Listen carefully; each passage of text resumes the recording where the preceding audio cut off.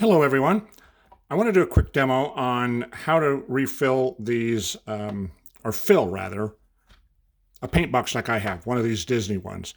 Walt Disney Company made these from the late 1940s up through the late 1960s.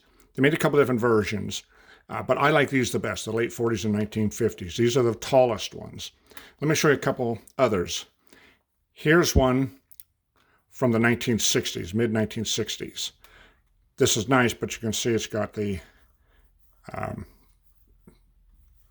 bent top. And then here's a pre-war set from the 1930s. This one is similar. These are collector's items. They still have the paints and plastic, everything in them. So too does the one out of the 1960s. This one's missing the little brush.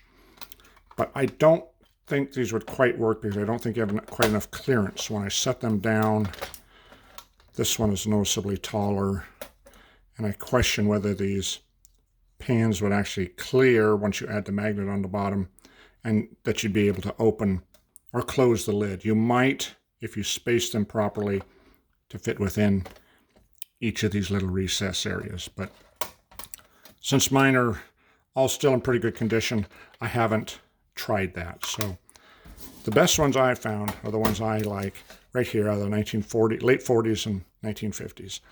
So let's get on with it here. So Disney made these. They made paint boxes and then made crayon boxes too. Identical same box, nice little steel box, and magnets attached to them, obviously, if it's steel. And they're fun and charming, obviously. Adorable little boxes. So if you find one on Etsy or eBay, these are fun to have, and they work just fine. So when it comes time to loading it up, like you can see, I think I've got 2, 4, 6, 8, 10, 12, 14, 15 colors, I think, plus my watercolor graphite. And they hold everything I need. So let's get on with how we'd fill this up. I'll set this aside temporarily. I'm big on, the only thing the art supply stores have, you've got to buy from them your paints, your papers, and your brushes. But everything else you can usually find a substitute somewhere else along the line. And these are full pans. Obviously I have a Ziploc bag full of them here. You can get these off Amazon or art supply stores. I like the full pans instead of the half pans. I'm using a little bit wider brush. These fit more, and the half pans hold hardly any paint. So you spend all your time refilling them. I would suggest using the full pans. So you can buy these online. They're relatively cheap. They don't cost a whole lot, a couple dollars or so. And then you need a magnet. I literally got these from Walmart, but you get them just about any craft supply store. There's absolutely nothing special about them. Adhesive magnetic strips here. Just peel and stick. And these literally, you can cut them nicely with the scissors, and that's what's nice. So without further ado, let's put one on here. I have one, you can see they come off in little strips, and I will see if he fits on there. This is one that I had a piece left over.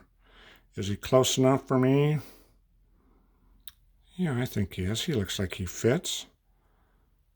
Okay. The little half pan's a little bit wider, but that's fine. All it's got to do is stay secure in the little box. Okay, so I don't have much to... And because I want to do a nice job, actually I'll show you how I would do this on a little larger piece. This sort of thing where I would do it here, line them up there.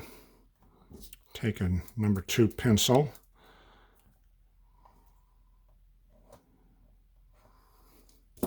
Just mark my line. He's supposed to break. There he goes. Okay, take my scissors. Just cut him. And that was the surprising part. I didn't think you could cut these with regular scissors, but it cuts very easily. Okay, now peel off the back of this thing.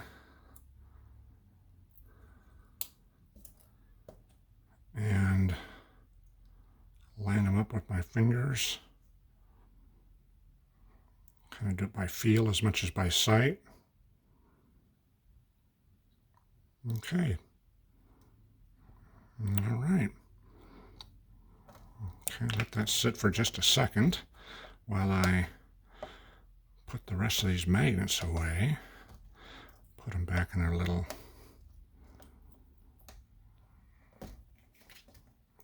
container. Keep them in their original packaging. Kind of helps keep them together. Now if I could get it in there. Okay, well, I'll bother with that later. I want to show you what I'm doing here. So here it is. Okay. There we go. A little magnet, good enough, holds them pretty good. Then all I do is take a tube of paint, whatever color I want. I have my beloved cobalt blue here. Squirt it in with the paint. And then I take a paper cup like that. I stretch out a little bit, level it off, swirl it around, level it off. That's what I did with all of these. And then I just usually leave the lid off for an hour or two, sort of let it skin over, let it dry a little bit on top. It's watercolor, so it'll easily reconstitute when you add water.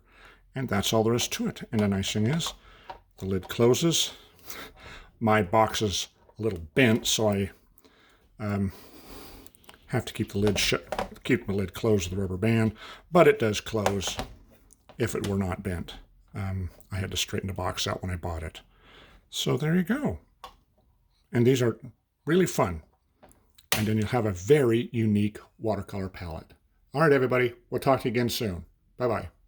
Oh, and by the way, if you like it, hit the like button and subscribe to my channel. Thanks. Bye-bye.